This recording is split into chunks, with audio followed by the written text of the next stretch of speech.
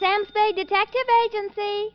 C'est moi, sweetheart. Oh, Sam, how did it go? Well, it wasn't exactly a 10-in-1 outfit. More of a mud show, dog and pony type, rag front. Sam, what are you talking about? Hmm? And by the way, where were you last night? I missed the last bus in from the Cow Palace, so I had to do a star pitch. Connie talk, F. Oh, if you think I'm going to ask what a star pitch is, you're mistaken. What were you doing at the Cow Palace? Oh, just bulling around. Oh. Sam? Yes? Sam? Yes?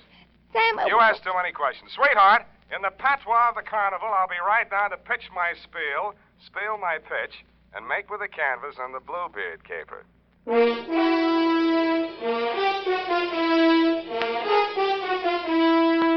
Dashiell Hammett, America's leading detective fiction writer and creator of Sam Spade, the hard-boiled private eye, and William Spear, radio's outstanding producer-director of mystery and crime drama, join their talents to make your hair stand on end with the Adventures of Sam Spade. Presented by the makers of Wild Root Cream Oil for the hair.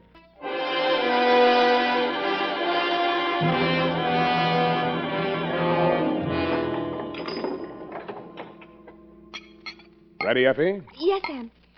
By the way, what is a star pitch? Hmm? Oh, your clothes. You look as if you'd slept on the ground. That's what it is. Date, August 8, 1948, to Detective Lieutenant Dunne, Homicide Detail, San Francisco Police. From Samuel Spade, license number 127596. Subject, the Bluebeard caper. I will not offer as an extenuating circumstance the fact that business is bad all over. But it is true that I'd been sitting in my office for 4 hours and the phone had not rung once. This one didn't phone. From the looks of him, he didn't have the required nickel. But the hangover he was wearing under his eyes had cost someone a pretty penny, so I figured his credit might be good somewhere. Mr. Spade? Yeah? Oh, my head. Here. Try this. Oh. Want it mixed? Oh, no soda. Couldn't stand the noise. Where'd you wake up? In these same clothes. Figures. It all started at my sister's engagement party. Mint juleps. They must have been full of flukum. Flukum? You don't happen to have an ice bag? It's customary for my clients to bring their own. Oh. Well, now here's a spiel. Did I tell you my name? The name you gave my secretary was Ned Towers. You want to stick with that? Yeah, Ned. Ned Towers, yeah. It's about my sister. She's... Her name? Sylvia. Sylvia Towers. Sylvia Towers, yeah. But it's not about her, really. It's about that Bluebeard. Bluebeard she's marrying. Jefferson Davis Calhoun. What about him? Oh, that marriage has got to be stopped. I found out that his name's not Calhoun at all, that he's been married 3 times under 3 different names, and that all his wives died mysteriously, and that he collected their insurance. And now he's talked my sister into insuring herself for $100,000 in his favor. When did you learn all this? In a barber shop yesterday. Oh. I went in to get a manicure, and I picked up this old detective magazine. Here's his picture. Look at it. I had heard of the case. In his heyday, the papers had called him the Mint Julep Romeo. And any name he happened to be using at the time had Colonel in front of it. None of his 3 wives had survived the honeymoon. Wife number 1, an aviatrix, bailed out at 10,000 feet over Mount Hood along with her husband. His parachute opened, hers didn't. They found the body the following spring. Wife number 2, a snake dancer, died of snake bite when she squared off with a full-fanged diamondback instead of her usual non-poisonous partner. Cause of death was never officially proven because the body was embalmed by mistake, it said there, before the coroner arrived. And finally, number 3, a professional stunt woman, disappeared over Niagara Falls in a beer keg instead of her specially designed barrel and was never seen again. Well, Mr. Spade? Yeah, but are you sure your sister's fiancé, this Calhoun, is the same guy? Well, here's a picture of them together. Their engagement photograph. What do you think? Brunette? My sister? Redhead. That's him on the left. Redhead?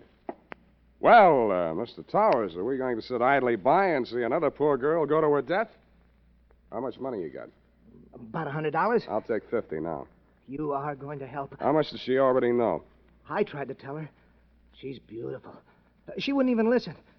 I thought she might listen to you. I pray she will, Ned. I pray she will.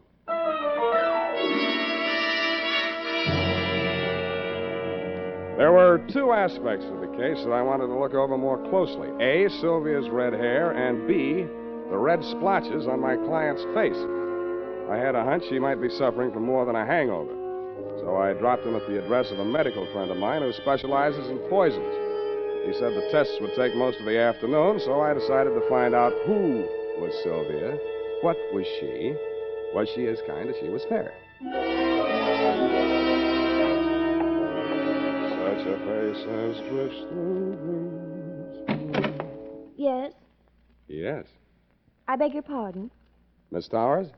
Yes, I'm Sylvia Towers. Are you the florist? You were expecting maybe a detective? Come in. Thanks, I will. Well, as a matter of fact, I wasn't expecting a florist or anyone else. But I'm glad to see you. I really am. Huh? Sit down here. I was just relaxing. Oh, no, over here. Oh. Well, why not? There. Isn't this more cozy? Take your hat off. Oh. You'll have me believing you really are a detective. What do I look like? Well, I'll have to mull it over. Now, don't tell me. Let me dream. Look, Sylvia, Miss Powers, I mean. No, Sylvia. I like the way you dress. Nice and casual. Oh, you do? But, you really should wear a handkerchief. Hey. You ticklish. Well, look, if you want to frisk me, get it over with. It's your apartment. You got a right to. Well, isn't this way nice? Sure, it's fine. It's just that, I just didn't expect. Just didn't expect. Well, what do you want, a butterfly act? No, it's just that my feelings are hurt. You haven't asked me who I am, or what I'm doing here, or anything. Oh, I don't care. I like you. Is this how you got engaged to Calhoun? No, he was selling some phony stock certificates, so I bought a few. They were phony, so you bought a few. Figures. He'd had bad luck with marriage. It was the only way I could force the issue. You're forcing him into marrying you? Darling, don't be so critical. I did it very nicely. I'm sure you did, but why? Oh, I don't know. He's so courtly. A real Southern gentleman. How real? Hand me that cushion, darling. Oh. Oh, no, here, behind my head. Oh. Oh, that's better. Oh, don't go away. Why do you want to be number 4 on the Bluebeard parade? Oh, do you really think he did kill them? Oh, that's one of two theories. He either did or he didn't. Oh, I love your hair. So nice, bristly. Does this bother you? Yeah, but don't stop. Now, wait a minute. Look, I got my client to think about, and I'm trying to think about it. Darling. I didn't want to take this assignment, but he really seemed to be worried about you. Oh, now, who on earth would be worried about me? I'm a little worried about you myself, and I'm not even distantly related to you. Well, don't say that yet. This marriage may not last long. Don't you say that. Oh, I know his marital life has been full of tragedy. But I'm not superstitious. I think I may change his luck. Okay, Sylvia, okay, it's your life. I told your brother I'd talk to you, and I have. My brother? Yeah, Ned. I think maybe your boyfriend tried to poison him last night. Oh, no. Aha! Oh, Jeff, you're just in time. Well, my dear, we will discuss this further in private. I have only this to say at the present time. In the South, it is not customary for a lady to receive a gentleman alone just prior to her marriage to another gentleman. But, Jeff... I know your motives were pure and innocent. Customs differ, that's all. I am Colonel Calhoun at your service, sir. I'll call you when I need you. I'm afraid I must ask you to remain. Sylvia? Oh, Jeff, I meant to tell you. It was just a flirtation. Yeah, that's I didn't all. think it... You mean she didn't think. he made certain proposals? Well, what Well, could I do? what could she do? He said there were things in your past, Jeff. Yeah, that's what I said. Things that... Oh, well, there, my dear. It was blackmail. That's all it was. I did it for you, Jeff. Go to your did it for chambers, you. Sylvia. I will deal with this adventurer.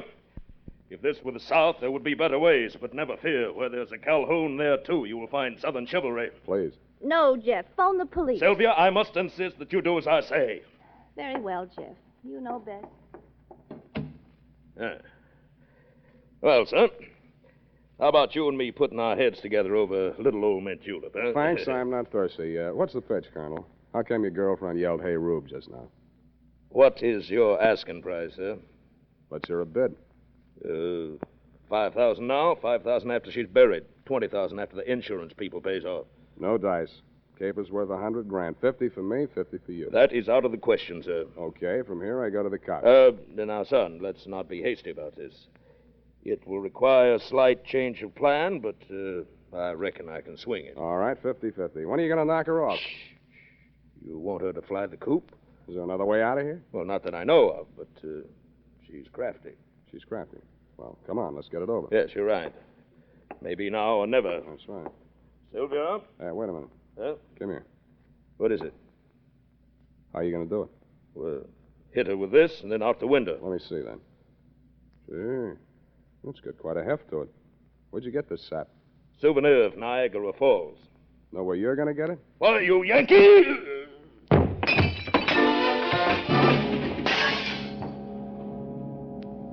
The souvenir of Niagara Falls was deadlier than I thought. The blow spun him around like a top, and he went down on the other side of the room, taking the bar and the mint julep ingredients along with him.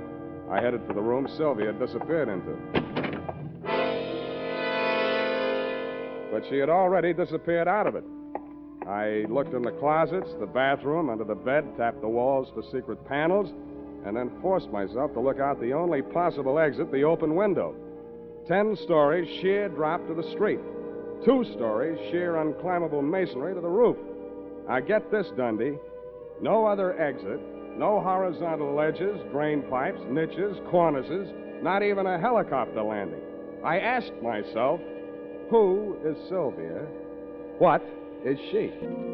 There was no use wasting any time trying to figure out how Sylvia had done whatever she had done to escape from that escape-proof room. There was nothing of interest in it but a diving helmet, deep sea type, and the current issue of Bluebeard, a magazine which records the movements of show people. Under carnivals and tent shows, an item was circled. Colonel Carlisle's Colossal Carnival and Tent Show, which was currently playing San Francisco out by the Cow Palace. That reminded me of the colonel in the next room. I went in to hit him again, but somehow his not being there didn't surprise me a bit. What I found on the roof did surprise me a little. It was a rope and grappling hook, human fly type, which fitted with the circusy aspect the caper was beginning to take on. But I'd never have taken Sylvia for a stunt woman. I did a deep knee bend to get in condition for what lay ahead, slid down the banister to the top floor, somersaulted into an elevator, and rode it down to the lobby, no hands. Pausing only to acknowledge the applause of the scrub woman, I skated on over to the phone booth. Sylvia's hair is like the night. Dr. Mandel's office. Bernie, Sam Spade. Oh, say, I'm glad you called, Sam. That patient you brought in here, Ned Towers? Yeah, what about him? Well, your hunch was right.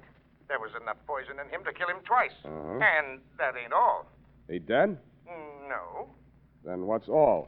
Well, his stomach had enough foreign objects in it to keep all the newspapers in town in Monday morning feature stories for the rest of the year. What type foreign objects? Oh, glassware, spoons, hunting knives. Well, nothing valuable. Where'd you send him? Oh, he wasn't a hospital case, Sam. Enough poison to kill him twice, glassware, spoons, hunting knives, and not a hospital case, huh? The poison, he's developed an immunity. The other stuff, it's harmless. Harmless, huh? Do you want me to send you the complete report? No. Forget it, Bernie. You've given me enough. Thanks.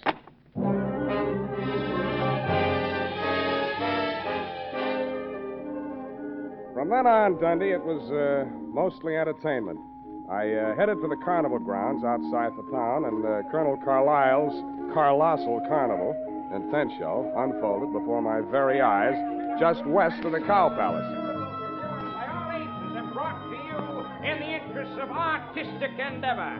Mademoiselle Mahala, the favorite dancing girl of the Sultan of Zanzibar, brought direct from the perfume gardens of the Mystic Orient. Every muscle of a gorgeous body shakes. And now, ladies and gentlemen, in the interest of science and the furtherance of national defense, one of the medical miracles of the 20th century. Ladies and gentlemen, a man with the iron stomach and the asbestos esophagus, Professor Dilator. Professor, if you please, sir, give the folks a sample of your control over the fiery element. I will light the torch and hand it to the professor. And now, Professor, if you will kindly... The coach dancer left me cold, but the fire-eating professor looked hot.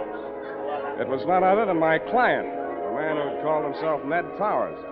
I moved as close to the platform as I could without setting fire to myself and caught his eye.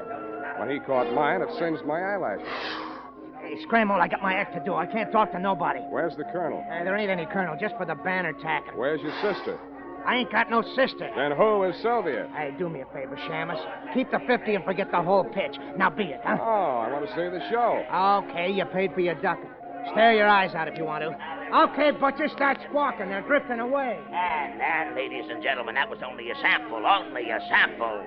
Why, he eats the stone and throws the beach away. And he uses powdered poison on his soft-boiled eggs.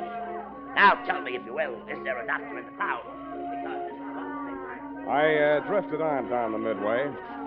There was Boona Boona, Nature Boy, Gilda and Hilda, the Siamese twins. There was Shorty, the fat man, and Fatty, the short man, a bearded lady, and several natural freaks of nature. At the very end, there was a big canvas enclosure. The act was called the Three Death-Defying Darlings. From the noise inside, I judged that to be an understatement.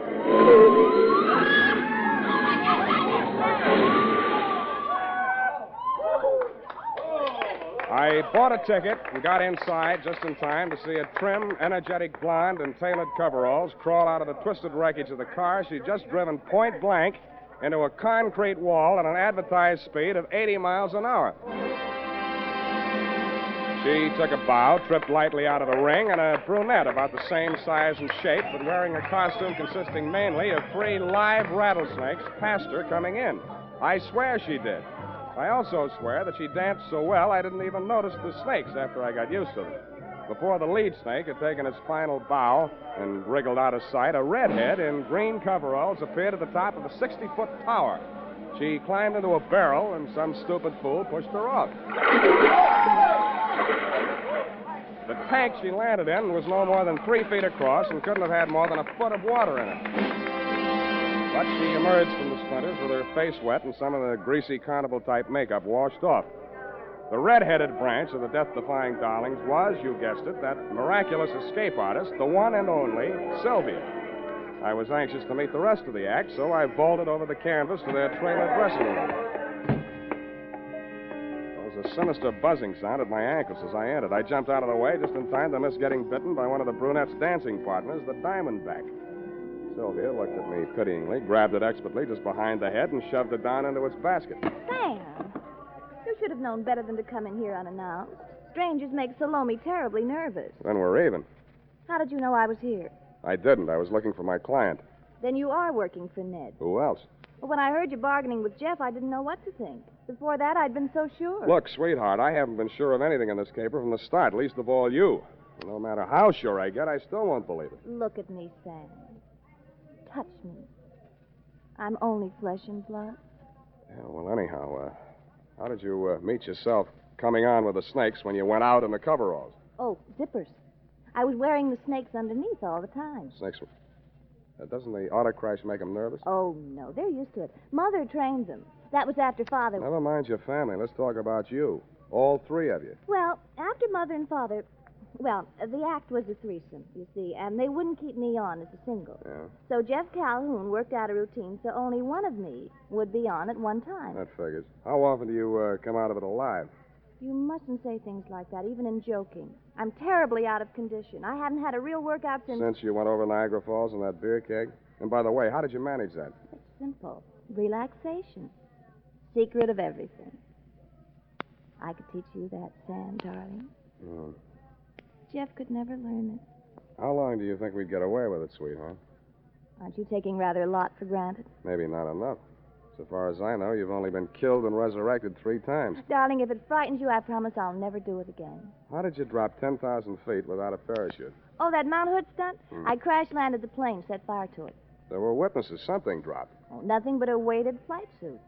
Whose body was that they found? There are always bodies when the snow melts. By the time they get to them, they could be anybody. Oh, that's a relief. What about that other body? Which other one, darling? When you were embalmed after the snake bite. Oh. Well, Jeff just claimed somebody from the morgue that nobody else wanted. Don't be so critical, darling. We didn't hurt anybody. Better not try to tell that to those insurance companies. Well, they should be happy. Jeff says it helps them with their taxes. Does it make you happy? Dying and being dug up every year or so? Well, it's better than doing it every night. But I couldn't go back to Jeff. He lost his nerve after Ned found out. You see, Ned's the only one left who knew me in the old days. If I were dead, he couldn't prove anything. Jeff really meant to kill me this time. What was Ned after? Blackmail? Oh, no, he wanted me back with the show. He hired you to frighten Jeff into letting me go. After all, I am the best threesome in the business. Well, anyway, in the stunt field. Did you see my review in Billboard? I saw for myself. You know something? I was thinking. With all you know about crime... Don't say it. But, darling, it's so easy. And we could have a honeymoon every time I came back and we got married again. Thanks for the offer, but if I get married, I want my wife to stay alive every night. But I wouldn't really be dead. Only legally for the insurance. Only legally, Sam. Come here. Sam, darling. Look, sweetheart, let's not relax. You're not safe. Not as long as that insurance policy's floating around with Jeff's name on it as beneficiary. He'd never think of looking for me here. Well, the same. You better take that policy into town in the morning and make some changes. Where is it? Oh, it's in my safe. You got a safe here in this trailer? Well, it's just a secret place. I only call it a safe. But it is Well, safe. dear, I thought I'd find you here. But I hardly expected to see Mr. Spade. You don't surprise me a bit, Bluebeard. Hello, Jeff. Sit down and stop waving that revolver. What do you want? That policy. I heard every word you two have been saying. Not that that piece of paper means anything. You won't even be around when the bank's open. But having the original policy in my hand will save a lot of delay and red tape. Of course, Jeff. Where is it? Oh, what's the use? It's in the basket, right by the side of your chair. Wait a minute. Don't move, Spade. If you do, I'll blast you. Listen to me. Don't raise so this that is lid. your safe. Still a child, aren't you, Sylvia? Don't do it, Calhoun. Don't do it.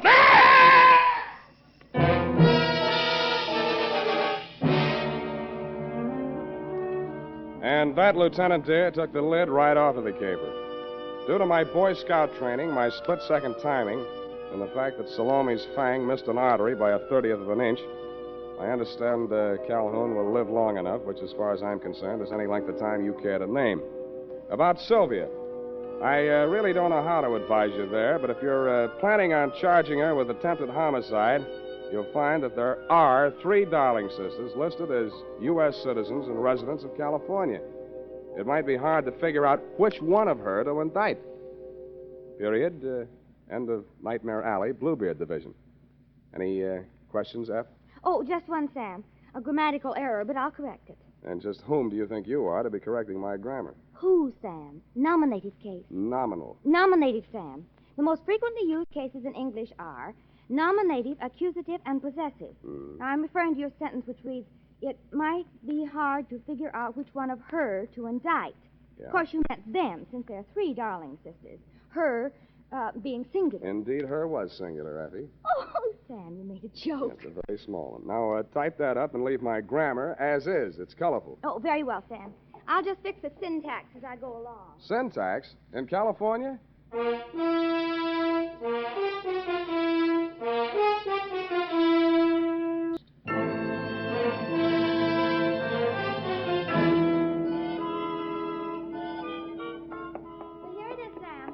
Quite right. She was only one girl, so I left it to her and made the correction back farther. Back where, The Twinkle sentence Toes? just prior. Hmm? Twinkle Toes. Hmm. You know, where you said 3 Darling sisters, I changed it to 1. That's impossible. It takes 2 to make a sister. That is not funny, Sam. Who's laughing? It's no laughing matter, Sam. After all, that Sylvia, or the Darling sister, or whatever she's... And I don't care if she can go over Niagara Falls in a barrel. Let's get it right, F. Beer keg. In fact, the only funny thing is you being taken in. After all, snake charmers of that type are a dime a dozen. Oh, here's 20 cents. Phone up that place. What place?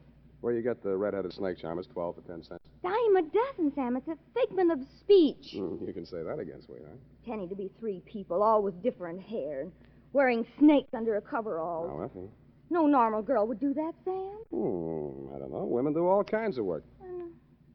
Oh, Sam. Why can't I be an adventuress like some girls are? I wouldn't trade you for 30 cents worth of snake charmers. Oh, Sam. That's the nicest thing you ever said. Well, next to the nicest. Good night, Sam. Good night, Salome. Twinkle toes.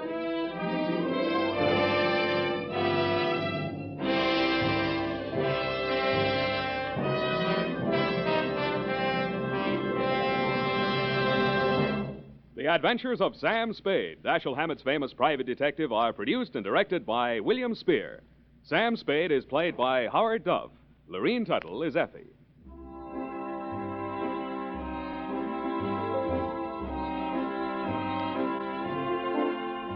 The Adventures of Sam Spade are written for radio by Bob Tolman and Gil Dowd, with musical direction by Lud Gluskin. Join us again next Sunday when author Dashiell Hammett and producer William Spear join forces for another adventure with Sam Spade.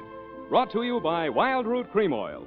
Again and again, the choice of men who put good grooming first.